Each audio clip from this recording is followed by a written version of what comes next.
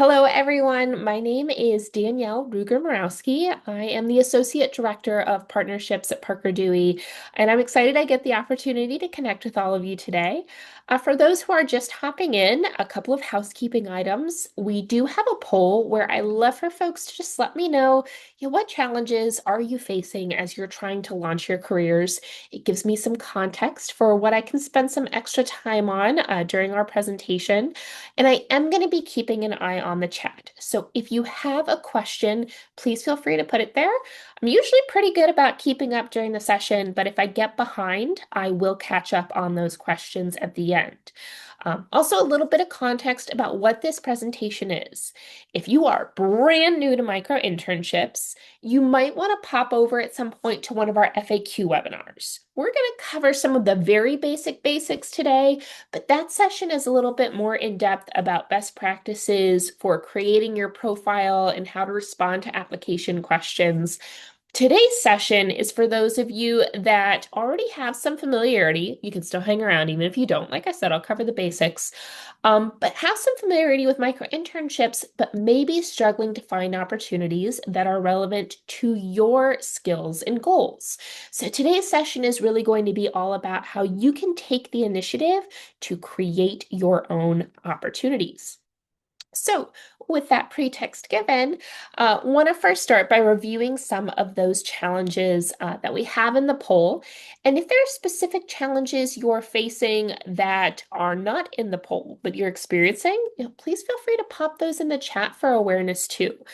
But if you are filling out that poll and going, man, I'm resonating with most or maybe all of these, please take solace in the fact that you are not alone. These things ended up in the poll and on the screen because we see a lot of students who are struggling with these challenges. So whether you are looking at opportunities and only finding things that are unpaid and going, that's not going to work with my budget, or maybe you're not sure what you want to do and you're looking for efficient ways to explore. Maybe you're just struggling to get that first foot in the door, or maybe you see opportunities, but you don't have the transportation to get to them. Whatever it may be, micro-internships can be a really effective way to overcome those challenges. So let's explain exactly why. For those of you who may not have the familiarity yet, or a refresher for those who do, what exactly is a Parker Dewey micro-internship? These are short-term paid professional projects. So delving into the details a little bit, what we mean by project is there's always a specific deliverable. Now, we see these from a range of different departments and companies and industries. So you could see projects, ranging from create an email marketing campaign on this demographic, or write a blog post on this topic, or maybe analyze a set of data or do research on this potential market. There's a whole range of opportunities you might find on Parker Dewey, and almost all of them are remote, over 90%. So I see some of you in the poll are saying, I don't have transportation. This is something that you can do, even if you don't have a reliable way to get around. I see a lot of you are also saying, I can't afford an unpaid internship. Another great element of micro-internships. Every single opportunity on our platform is paid. These aren't simulations, they're real projects. So it makes sense that you get paid real money for completing them. I also see a lot of folks who are saying opportunities I'm interested in aren't located near me. Again, since over 90% are remote, this makes this a great opportunity. Now, the projects on our platform are also always going to be professional. And there are different definitions of that word. So I want to acknowledge that first off. For example, dog walkers, house painters, they're professionals. But for the sake of Parker Dewey micro-internships, our definition of professional are projects that are going to involve some level of skill or knowledge that you would be learning in degree programs. So while dog walking and house painting are great things, they're not the type of opportunities you will find on our platform. So to sum that all up, these are short term, they're flexible. You'll connect with a professional at the company, but for the most part, you're doing the work on your schedule as long as you're hitting the deadlines. So that's where that flexibility comes in. They are paid and they are real experience that you get to add to your resume. Now, regardless of what company you work with, Parker Dewey is the employer of record. So you will add it to your resume as an independent contractor or an independent consultant of Parker Dewey, but on your resume it shall go. So hopefully the benefits to all of you were clear when I was breaking down what these micro internships are, but I know finals brain is in full effect for a lot of folks. So just want to make sure I am making it crystal clear. These are accessible. You don't have to have a car. You don't have to be in the same area as the company. You even can have a really busy schedule, and these are something you can do as long as you have a reliable Wi-Fi connection. It's real experience. The flexibility, we just talked about that, so I won't reiterate again, but you do get to connect with a professional at the company that has posted the project. So you're building your network, you're making connections. For those of you who are trying to figure out what you want to do, you only get so many opportunities when you're a student to be able to do a traditional internship. Most internships, it's kind of that summer between junior and senior year. Maybe your schedule will allow for something during the academic calendar.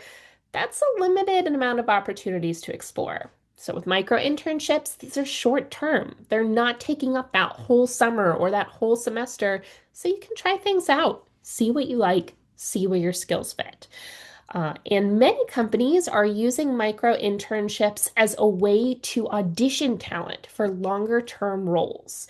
So while it's not guaranteed, there could be a traditional internship or maybe even a full-time job offer on the other side of that micro internship as long as you do a quality job. And I know I highlighted it before, but emphasizing again because we know it's important, all of these are paid.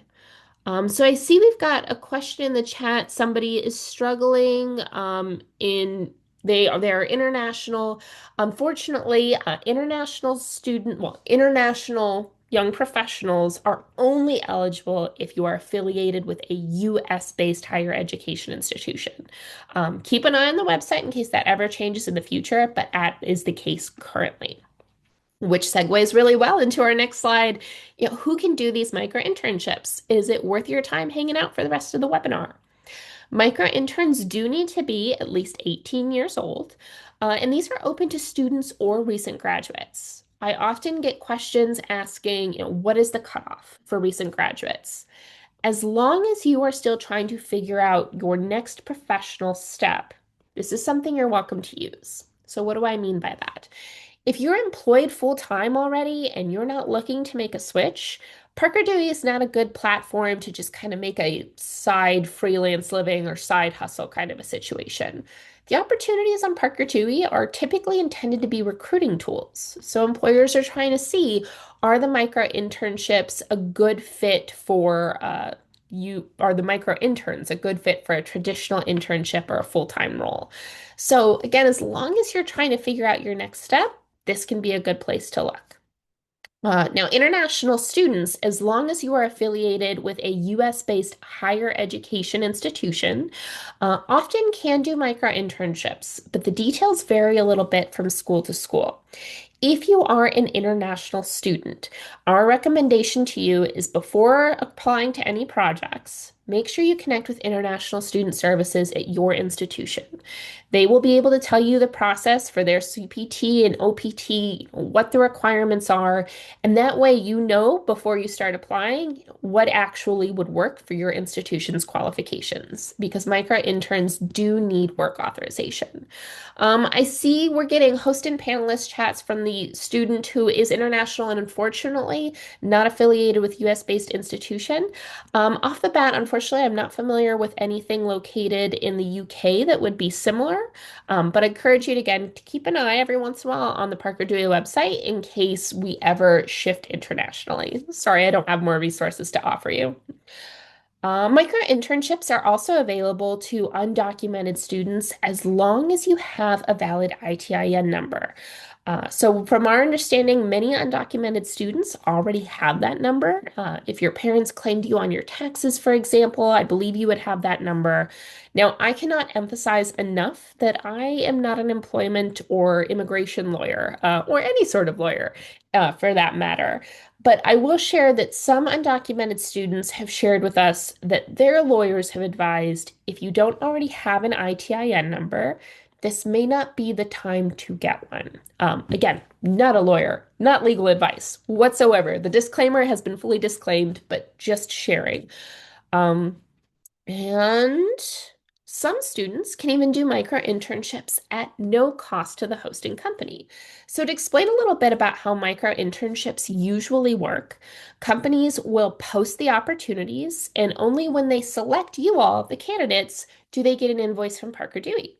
The company pays us, and we take care of all the administrative stuff.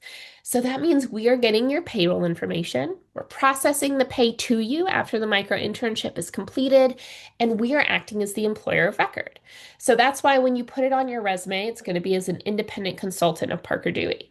So you may be wondering, well, why is it this way? Why don't I just connect directly with the company? And it's because to do all that onboarding stuff, that's a lot of paperwork, a lot of things to do for such short-term projects. Micro-internships also allow you to engage with companies that you may not have been familiar with before. So the benefit from the employer side is they don't have to deal with all that paperwork. They get to use this kind of as an audition. And if they do decide it's a good fit, that's when you will then become the employee of the company. So then you would do the onboarding paperwork for them and officially become their employee. From the student side of things, this also gives you the ability to try out different companies. You don't have to do onboarding paperwork for every company you try. It's just Parker Dewey. And you know that your sensitive information is with folks you can trust, the Parker Dewey team, without having to worry, is this opportunity going to try and steal my personal information? All right, so now that we've kind of covered those basics of what Parker Dewey is, what micro internships are, and where they can lead, want to spend some time talking about understanding opportunities that are available to you, and then how you can use that information to maybe create some more opportunities. I see a great question in the chat. So they're asking, is this like a staffing agency? In some ways, I can see that comparison. So you are coming to our platform and seeing multiple opportunities. So in that way, more like a handshake or a job board. But we're not like a staffing agency in a few vital ways.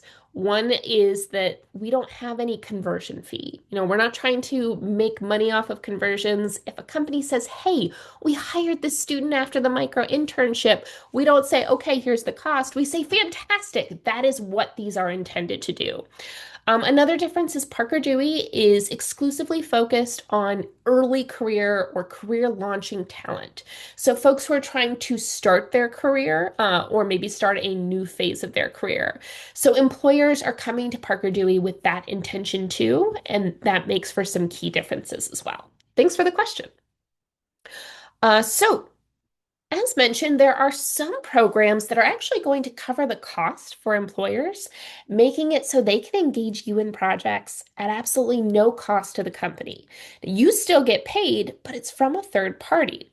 So the reason why I bring this up is because if that's the case for you, that's something else that you can say to employers to encourage them to engage you in a micro internship, to say, hey, guess what? You can have me do this project and it is not going to cost you anything. So what we're going to do next is talk about some of those programs. Now, if you do not qualify for any of these programs, you're not from a school that falls into any of these categories, it is not a problem. Companies still love using micro internships and are happy to pay because the micro internship, just like it gives you an opportunity to test them out, it gives them an opportunity to confirm, is this going to be a good hire? We have seen that companies and students that have engaged in micro internships, the micro interns afterwards, they are significantly more likely to stay at their first full-time role for longer than a year. Now, it could be that that first full-time role is with the company you micro intern with.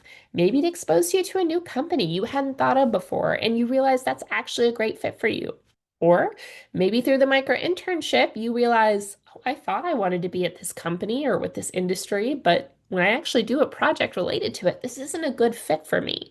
Either way, you're taking that information that you've learned, and it allows you to make a more informed decision about that first full-time opportunity. And from the company perspective, that's great. Turnover is really expensive for them. So the fact that this allows them to reach you, to engage you in a meaningful way, have both sides make more informed hiring decisions is a win.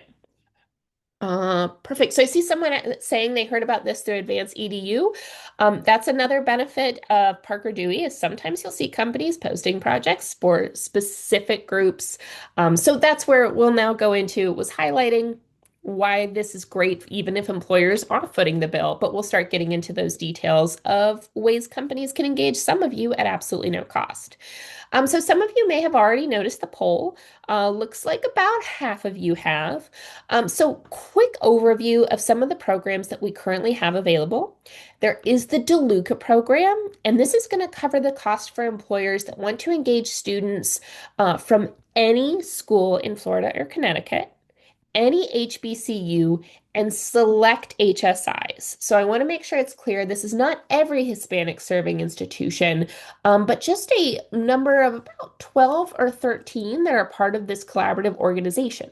So you may not know if you are or your institution is a part of the HSI Career Collaborative. If you are not sure, you can go to the link I just put in the chat and you can see which schools are a member of that collaborative. So if you are a member or your school is a member of the HSI Career Collaborative, or you attend an HBCU, or you are based in Florida or Connecticut, please make sure you indicate that in the poll, and I'll spend some more time covering that. And I see some folks asking a great question. Do we have to pay to access the micro-internships? Is there a fee? No. For students and recent graduates, we refer to y'all as career launchers, there is never any cost. Money only flows one way when it comes to Parker Dewey and its micro interns, and it is from us to you. Accessibility is a big one of our goals, and putting a fee on anything for all y'all when you're already paying for school and everything else you got going on is not fair. In fact, that's why we require that all the opportunities are paid. We know that it's not realistic. I see someone who's saying they're creating an account and they're struggling to find their school. If you're putting in CSU, it's probably not going to show up. Try using it without the abbreviation. All right. So the other program, or one of the other programs we have here, is the Kansas program. If you are a student from a public institution, could be community college or four-year in Kansas, please indicate that in the poll. We'll spend a little bit of time talking about that program if there are folks that qualify for that. The next program is the Indiana Economic Development Corporation program, which is a mouthful, and that's why we usually just call it IEDC. If you are from any institution in Indiana, whether it is public or private, please make sure you indicate that in the poll. And again, if you are not in any of those categories, that is okay. So I see some folks putting their schools in the chat and asking some questions. How can I benefit if I'm from these different schools? Even if you don't fall into any of these categories, you could still do micro internships and you can still use the tools and resources we're going to discuss to encourage companies to post micro internships. The folks who fall in these categories just have a little extra incentive to share with the employers. So do not worry if you don't fall into one of those categories. I see someone saying that they are looking for by BA, I'm not sure if you mean bachelor's role or business associate's role, but as long as you are currently attending or recently graduating from a US-based higher education institution and you are 18 or older, if you are undocumented, you do need to have an ITIN. And if you're an international student, you do need to have work authorization. But as long as you fall into one of those categories, it is worth your time to take in this information. All right, so I see we have our results in our poll. So there are a couple folks eligible for the DeLuca program. So I'll take a quick minute to talk about that program.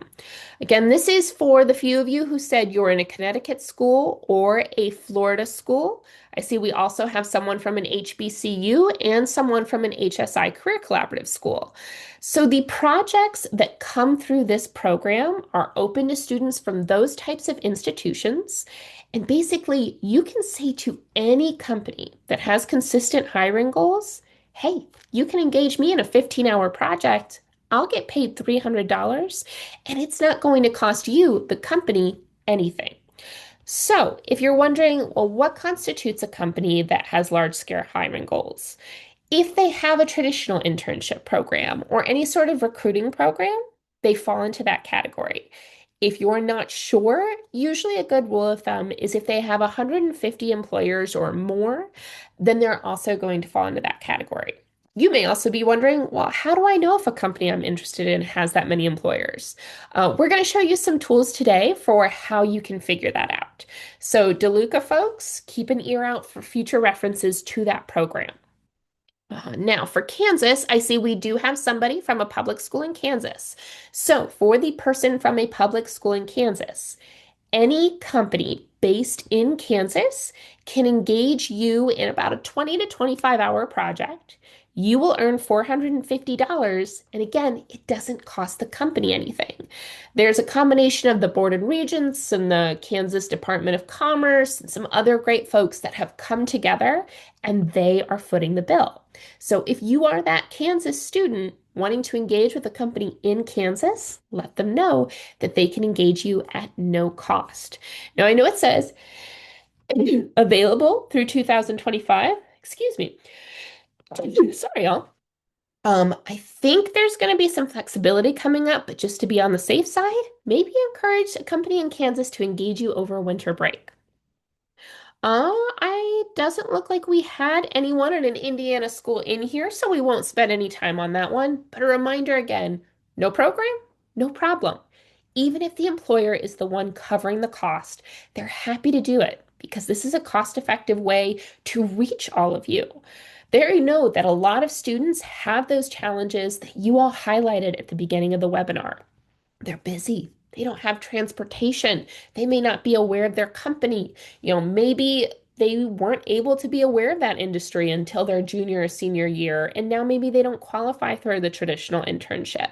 So that's why companies want to use these micro internships and why it's worth the money to pay you and engage you in this way, because straightforward short-term projects can get in front of those of you who are first and second year students. So you can make future decisions about your major and classes with those industries and that awareness in mind.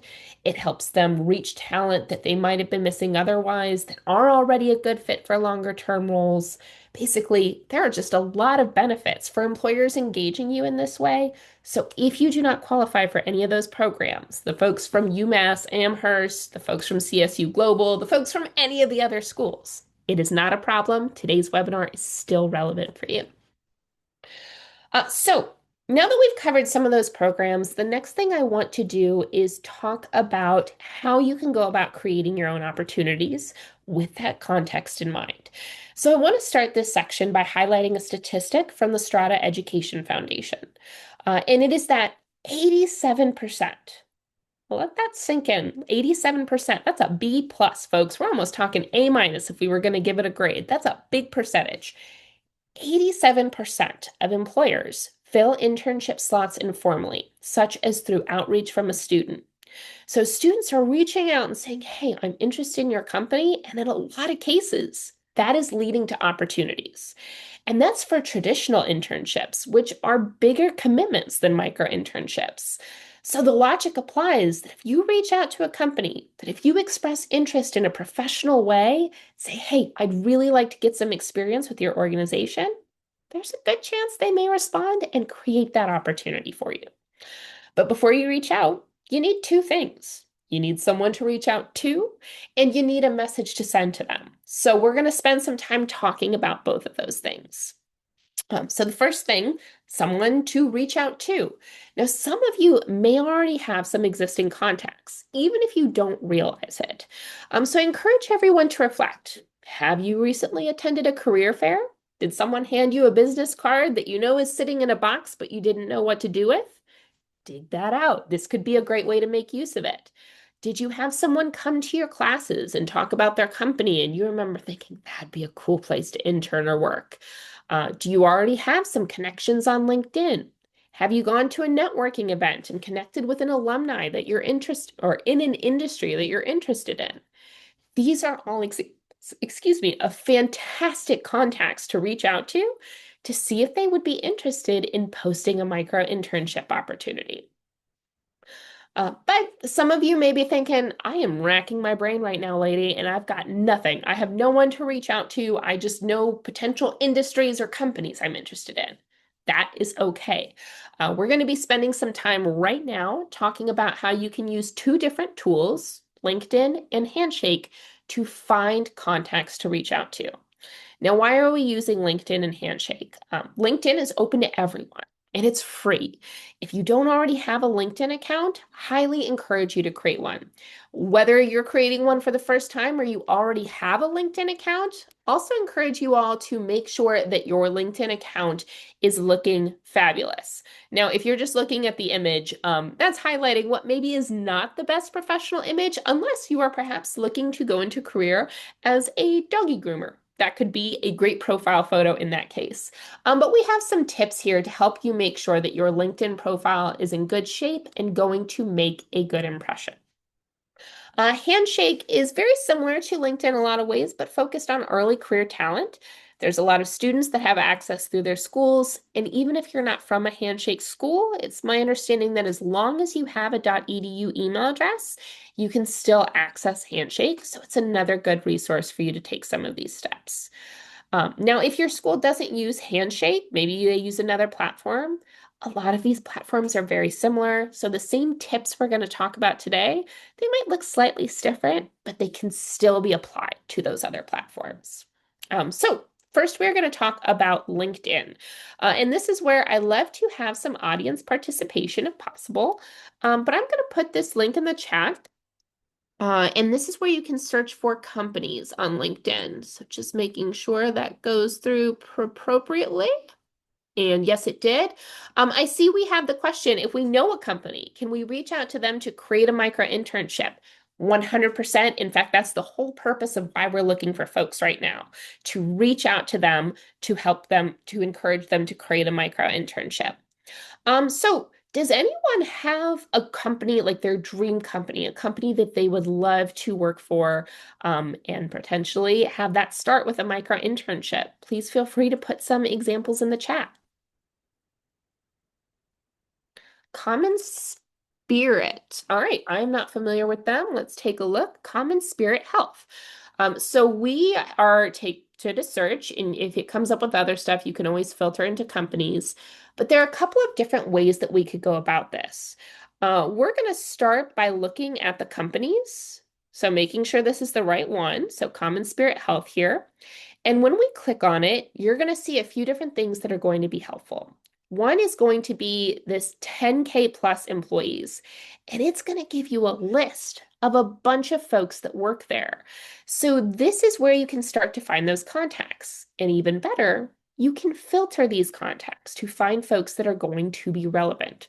So let's say you are interested in the Chicago area. Maybe they have different locations. You could start by saying, I want to connect with someone who is in the Chicago area or the greater Chicago area. You'll play with the filters. So let's just see what that does. Okay, so now we are seeing a bunch of folks who work there and are in the Chicago area, but we'll want to narrow it down a little more. One other filter that you can use is the school. So this can be a great place to start because if there's someone from your institution, they're an alumni that works there, they're probably already going to have a soft spot for you. Now, there are a lot of different schools out there. I'm not going to guess what schools have alumni working at this institution. I'd encourage you when you are taking these steps, see if there is someone there and see if you can capitalize on that connection. Another tool that you can use, though, is this title filter. So there are two different ways you can go about this. One way would be to put in a title of someone who would be in the department that you're interested in working in.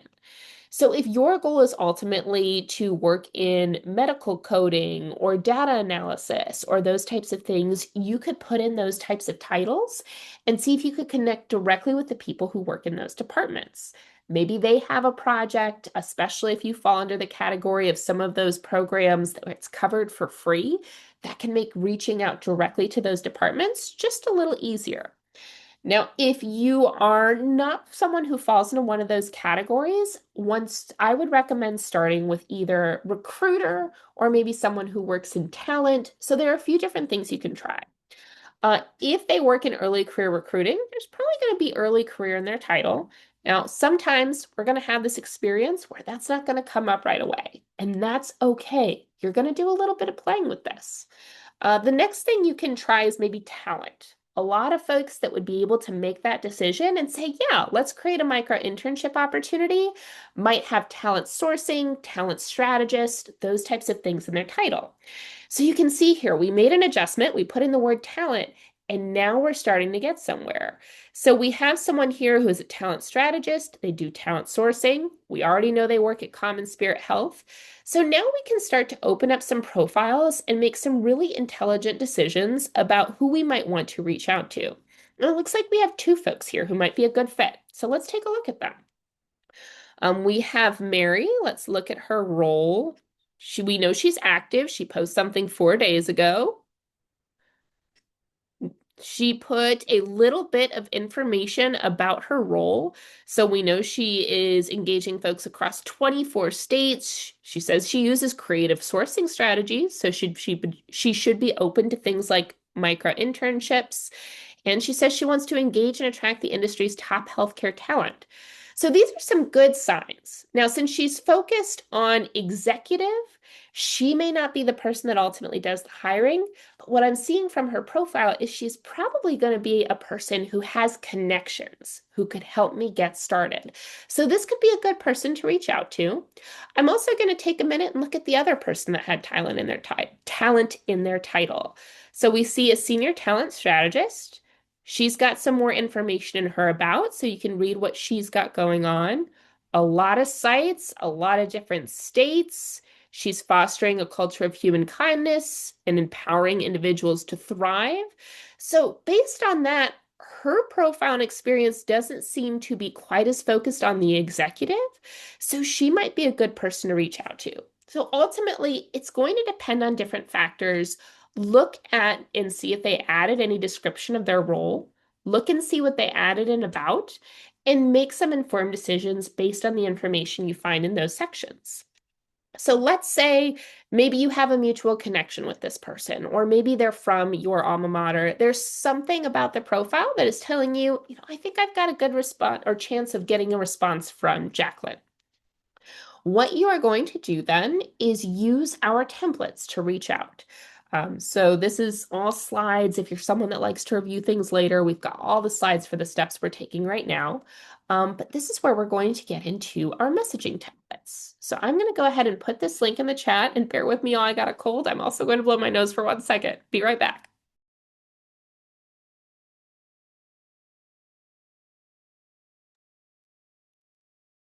I love Zoom because you all don't have to watch me blow my nose. It's fabulous. So this is where you are going to go to these employer engagement templates. Again, I just put this link in the chat. And this is where those programs we talked about earlier are going to come into play. So if you qualify for the DeLuca program, click that. If you qualify for Kansas, click that. Y'all are getting the idea. Since most of the folks in the room today don't qualify for any of those programs, again, not a problem. I'm going to click none of the above as my example. And you're going to see two different columns here. The left is going to be for those of you that maybe have a card or an email contact. If you're reaching out on Handshake, which we're going to cover here in a few minutes, you can also use this template because there's not a limit in terms of the characters you can send when requesting to connect. Now, the reason we have a very short version over here on LinkedIn is because you are limited when you reach out for how many characters you can include. Something else you're also limited with on LinkedIn is how many folks that you can attach a message to when you reach out to connect. So you want to be choosy. If you are reaching out to someone, maybe you try reaching out to one person for company, wait until the limit resets, then you could try someone else if you didn't get a response. But when it comes to LinkedIn, you want to make sure that you are adding a message. Now, if you have already connected with that person, the character limit doesn't apply. So this is an example of why it's such a good practice. If you meet someone at a career fair, if someone comes to your class, those types of things, connect with them on LinkedIn afterwards because you can do this type of outreach afterwards without having to worry about character limits. But let's say we haven't connected with this person before. Hit connect, and you're going to want to make sure you add a note. I have copied that language from those messaging templates and pasted it in here, and you can see it's coming in just under that 200 character limit. Now, please, please, please, to make a good impression, make sure that you are putting in the details. So in this case, it was common spirit, so you'll want to put that in here. And then put in your details too, whatever your major is. Maybe it's healthcare administration. I'm just making a guess. And then this is going to lead them to a page where they can learn about how they can post an opportunity for you. So making it really easy for them to get started. And then you will hit send. Now, if they accept your request to connect, then you will be able to send them additional details. But right now, this is set up so you can just get that conversation started, give them some context to get things rolling. So that's how you can go about finding those contacts if you have a specific company in mind. And if there are any questions about that, please feel free to put them in the chat. But I also know that some of you may, I'm going to close some tabs because I just got too many of them open. Some of you may be interested in a particular industry, but you don't necessarily know specific companies in that industry that would be a good fit. So this is where I'm going to look for some of that audience participation again. Is there someone in the chat who is interested in an industry, but they don't really know, what company they'd want to work for or anything like that? Bonus points. Okay, healthcare data analysis. If you also know kind of what state you'd like to be in, that would be helpful too. So what you can do here is from that same company's page we were on before, you can go to industry. And just like we had to play with the titles when we were looking for professionals, you might have to play a little bit with the name you put into industry. So I'm going to start right with that healthcare data analysis. So I don't know that healthcare data analysis itself is going to be an industry. So let's try putting in a combination of things. We've got hospitals and healthcare might be an option. Let me see if data analysis is in here as an industry. Data infrastructure and analytics. So an interesting thing about doing things this way is, the hospital system is going to have people that work in analytics, but the hospital isn't going to be classified as a data infrastructure and analytics company. So that's why you might have to click on a couple of different categories. So you can then hit show results. And there are a lot of companies that fall in that category. We've got over 6 million, right? So we're going to want to do a little bit more in terms of breaking things down. So this is where I had asked about locations. If you are interested in ending up in the state of Massachusetts, you might want to make connections with companies that fall in that category. I see you said you're also interested in New York, so we're going to do some filtering there. So now we're really narrowing it down, still quite a few companies, but it's giving you some ideas of some companies or organizations you might be interested in working with. And there are some other ways to filter this information too.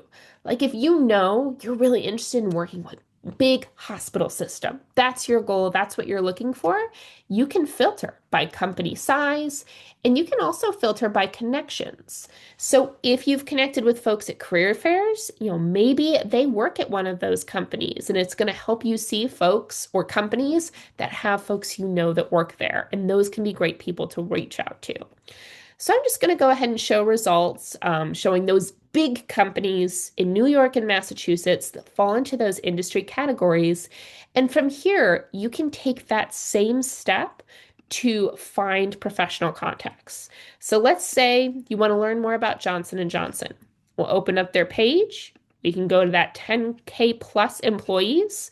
We can go to those filters, say, I want to connect with a professional who's in the New York metropolitan area, or we can put in that Massachusetts here. We can also, and look, did all the selecting of all these different Johnson & Johnson accounts for you. You can also, again, search for alumni. You can search for that talent title. And this is where you're going to find some people that you can reach out to and send that message about inquiring about a micro-internship. So I see a question, how do we filter in LinkedIn by companies who support CPT and OPT? Oh, this is a really great question that I'm going to be honest, I do not know the answer to.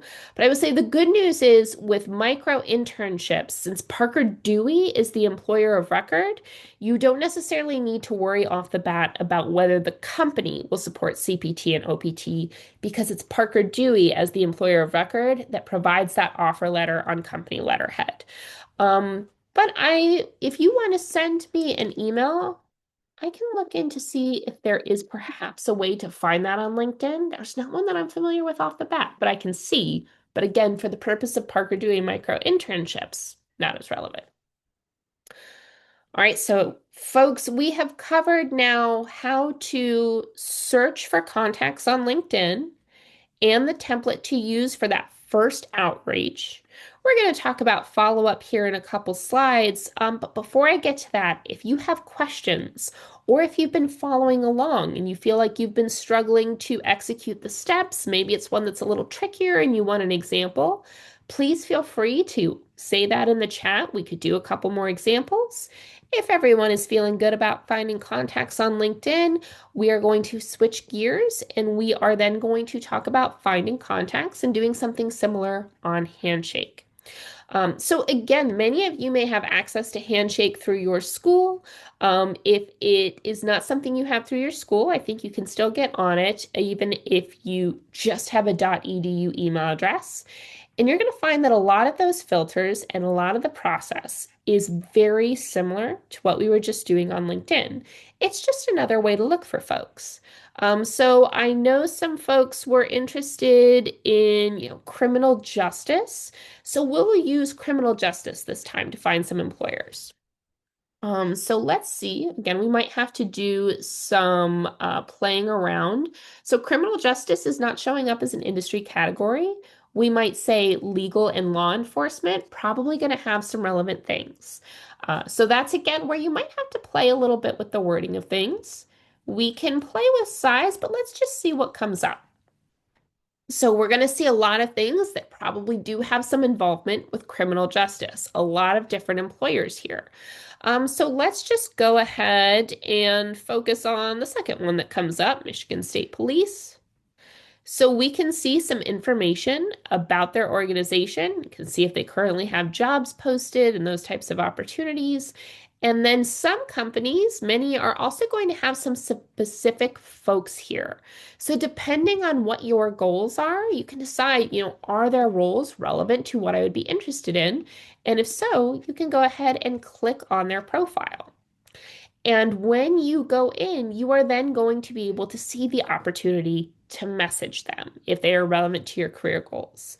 So this is where we can go back to this template, and Handshake doesn't have that same character limit.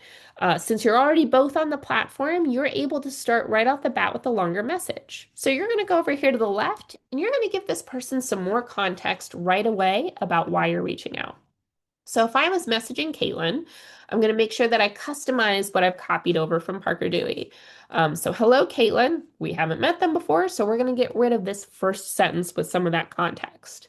Just going to make things up, junior studying criminal justice at IU.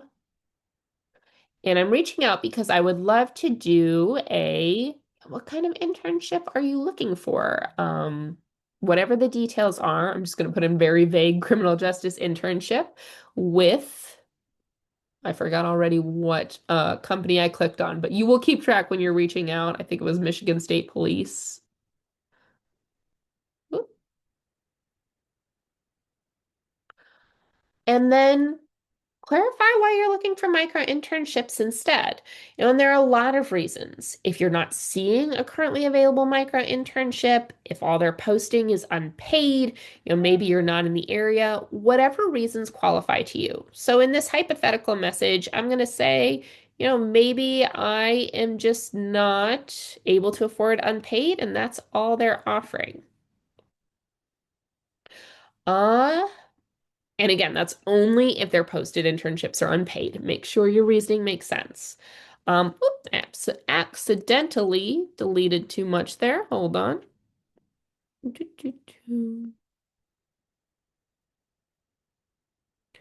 we go. Let me adjust this. Or maybe it's that your schedule won't allow for a traditional internship. Again, whatever reason you said at the beginning of the poll.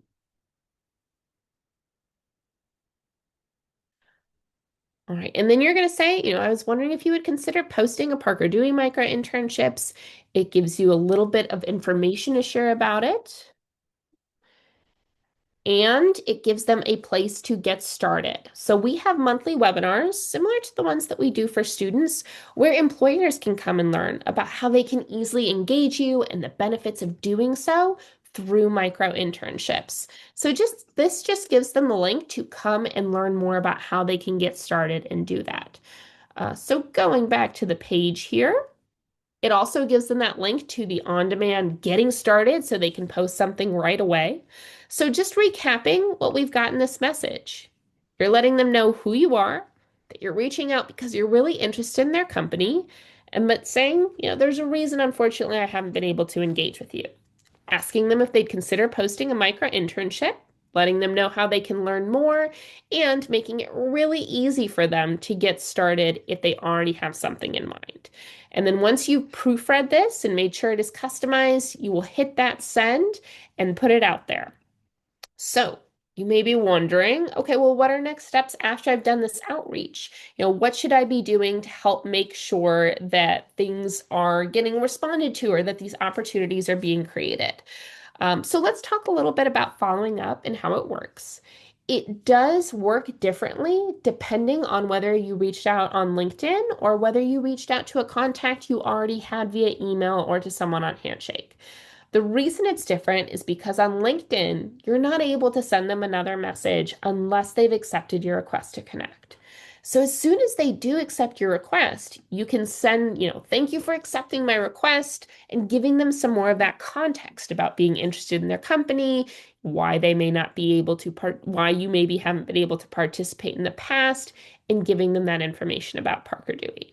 Now, if they do not accept your request to connect, unfortunately, this is one of those things in life where we got to go, okay, that one didn't work out. Let me try reaching out to someone else.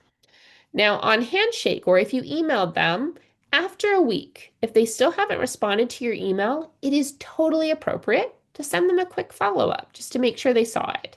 So just letting them know, hey, I'm checking in to make sure you saw my message. If you have a project in mind, here's how you can learn more to get started. And then saying again, I'd really love if you post this and I will be right there and ready to apply.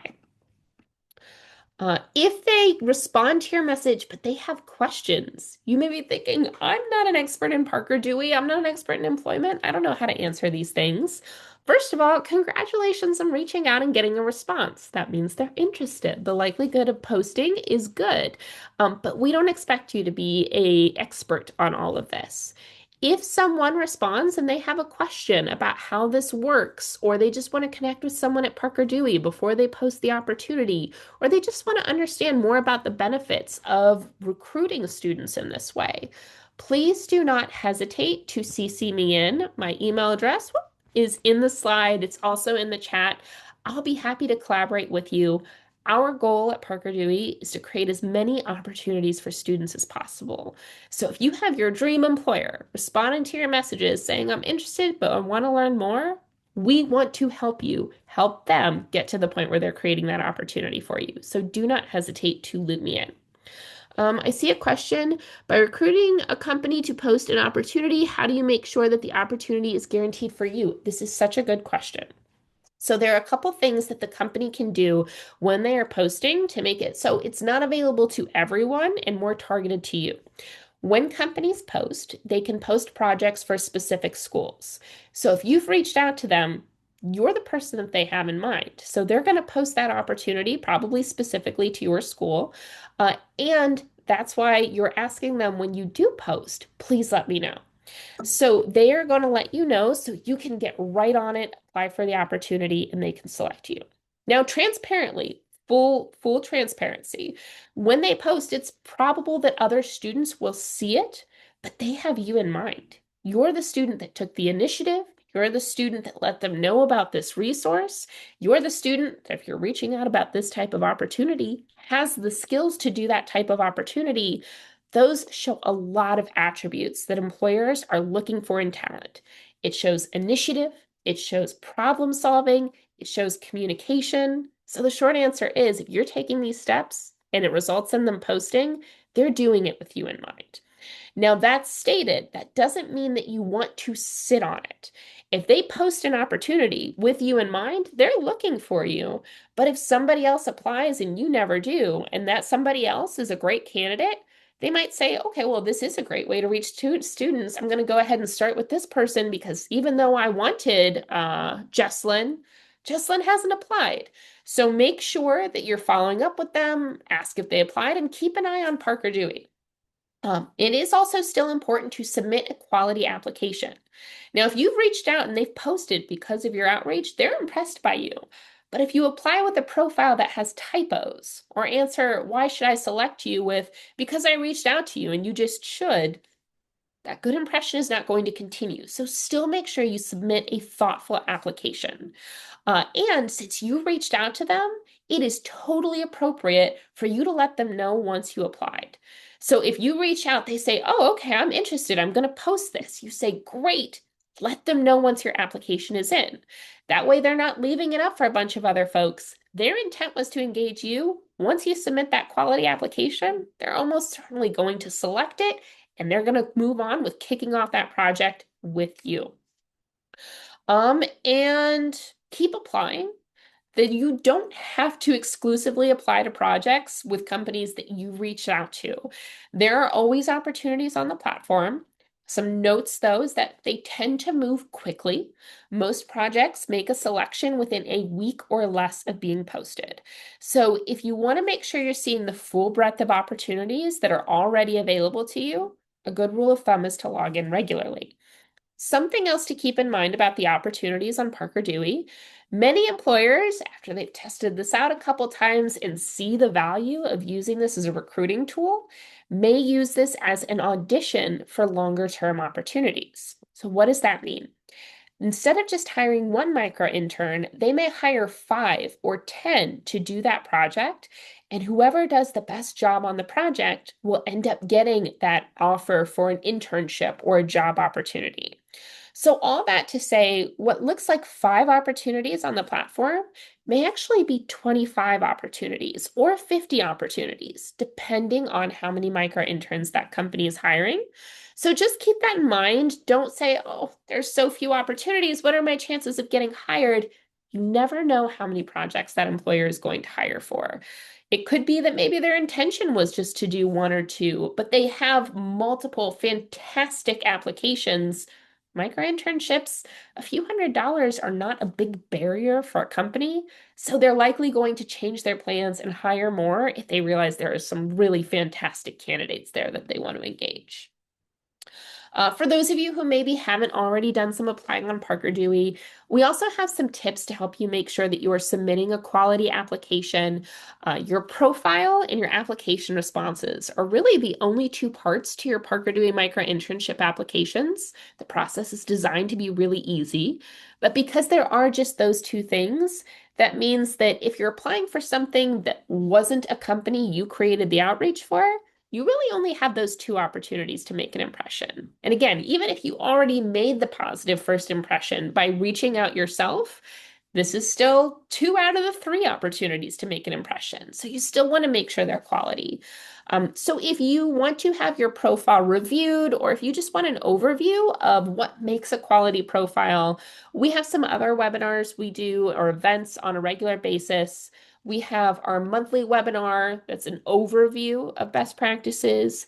And we also have monthly office hours where we review profiles and application responses. So please don't hesitate to join us for those. Since you registered for this webinar, everyone will get the slides and recording afterwards, so you can just click on those buttons to register for those events. So bringing things full circle now, going back to those students that we saw at the beginning of the webinar who were saying, I'm having trouble getting my foot in the door, or I'm having trouble finding experience that's unpaid or accessible, or having trouble finding experience that isn't unpaid and is accessible, or just looking for accessible ways to explore. I won't read you all of their quotes because I just think that would probably be boring for you, but I will have you read them on the screen. And if you are encouraged by seeing how other students have used micro interns to accomplish what they're setting out to do or to combat some of those challenges, just encourage you to check out those testimonials for inspiration. You'll see students from all different types of institutions, all different areas of the country, first year students to seniors to graduate students. Now, this is something that can be used by students and recent graduates, regardless of what phase in your career you're in or phase of education you're in. So encourage you to just check those out and take those steps. So as far as what to do next, if you haven't already, create your Parker Dewey account. Again, there is never any cost for career launchers when it comes to Parker Dewey. Creating your account is free. Applying is free. Getting selected means you're going to get paid. Never any cost for you. But it's a good idea to make sure your account is ready. So when you do this outreach, if employers respond, you are ready to apply. So that involves completing your profile, making sure you've uploaded a resume, adding a brief personal statement about your goals. It doesn't take long, but it is important that it's done well. Start using the resources that we covered today to find contacts or reach out to ones that you already have and encourage them to get those projects posted. And as soon as they get those out there, jump on them, apply, and start getting yourselves that paid professional experience. And if you are looking for other resources, we do have a Career Launcher LinkedIn page. This has reminders about, events like the one that we did today. Sometimes you'll see some perspectives from micro interns, just lots of different resources that might be helpful.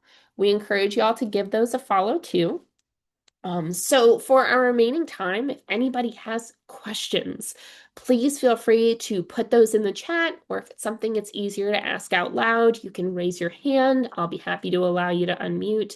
But while we wait for those questions, just want to say thank you all so much for spending your time with us today. I hope this was helpful. I really hope that you will use the resources in this webinar to do that outreach and create some opportunities for yourselves, because we are really excited to see you launch your careers through the Parker Dewey platform.